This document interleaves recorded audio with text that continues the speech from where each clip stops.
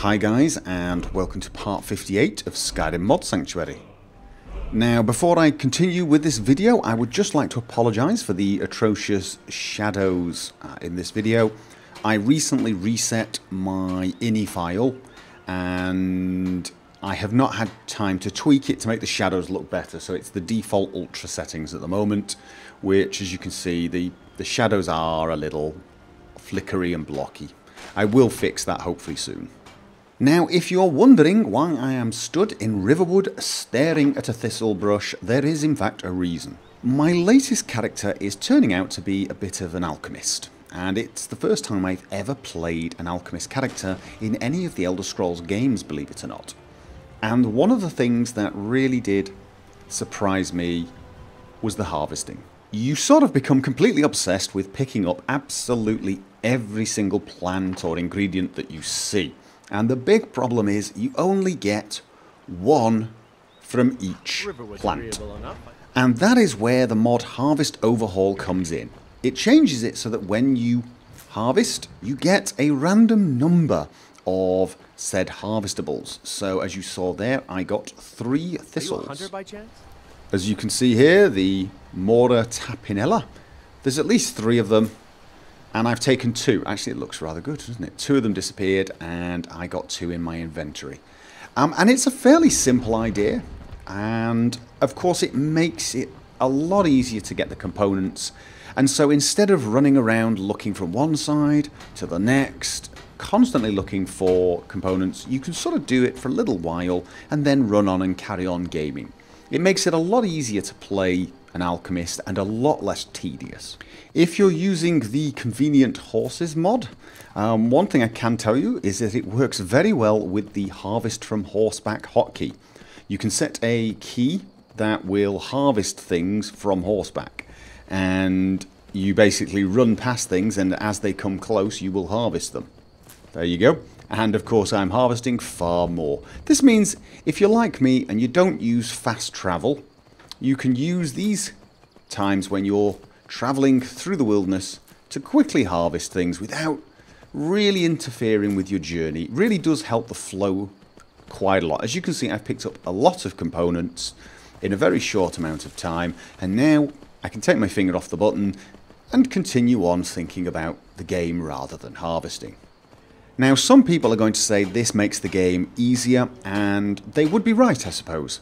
But it doesn't make you more powerful. It just removes the need to spend a lot of time scavenging. However, if you're the sort of person who likes scavenging, likes spending a lot of time on these little details, this mod is probably not for you. If you're the sort of person who doesn't like that sort of thing, this mod is definitely going to be for you.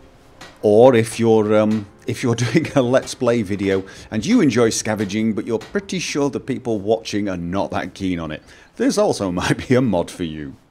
Now, if you are picking up more and more components, more plant parts, etc., you are probably going to run out of weight eventually, and of course you're going to need a backpack.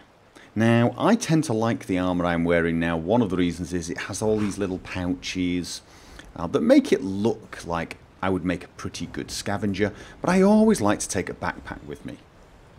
And my current favourite backpack is actually the white backpack of Dibella, which comes with the Frostfall mod, and I think it looks very cool. It has that little amulet of Dibella, which gives me a bonus to speechcraft, +7 I believe. But it also has this very cool thing where if I have things like the torch or the axe, it actually places them on the backpack for me, so it looks more functional. It actually looks like I'm carrying these objects, which I think is very cool. But I may have a new favourite backpack. This is the Mage's backpack, and as you can see, it's a little larger than the other backpack, and it has things like potions and scrolls and little pouches for ingredients, perhaps soul gems, who knows. There is a little book, perhaps a spell book, perhaps a diary, and a fairly functional looking bedroll. And even though it's called the Mage's backpack, I think this backpack looks great for any adventurer, especially an alchemist like myself. It looks rugged, it looks well used, the attention to detail is great, and just all round it really does look perfectly in place.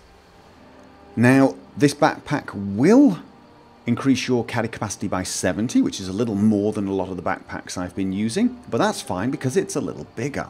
It also gives you magic resistance. 15% magic resistance to be precise, so this is actually a fairly nice item to actually use. All round, I love it. Very, very, very nice job. Big surprise, I think it's brilliant. I know you didn't see that one coming. No, seriously though, this for me is a great addition to my game, great addition to my character. I cheated to get it, but to get it in the game for real, you are going to have to go through some sort of small quest, which apparently is dangerous. But I've not tried it out, so I'm actually quite looking forward to finding out what that's going to involve. And I'm actually glad of that, because it is actually quite a powerful item as well. 15% magic resistance is very nice indeed. Oh, and before I move on, I would just like to mention the way I noticed this mod. I noticed this mod because it appeared on another YouTube channel. The YouTuber is called Lifestyle Gaming, and he does great reviews, and he does very regular reviews. This was review number 198, to give you an idea of how many videos he makes. He covers a lot of great mods, and he covers them very, very quickly indeed. So a good source for your modding. If you've not checked him out, go along to his channel, say hi, and I'm sure you'll like his videos too. Now, if that backpack is a little too bulky for your tastes, this next one may be the thing. This is the FrankDema travel backpack. And as you can see, it is a lot smaller. It's still very functional, and it has a lot of nice little details that suggest a kind of warrior adventurer, such as the sword, the torch, and the drink pouch. Now, the normal backpack fits very, very well with things like cloaks, but if I remove the cloak, there is a tiny bit of a gap, as you can see. And this is not small armor. However, do not worry. There is two versions of this backpack. There are two versions of this backpack. This one and the closer version. The closer version, obviously, as the name suggests, is closer. Now, as you can see, there is some clipping issue with this armor, but this is very thick, bulky armor. However, still looks very good.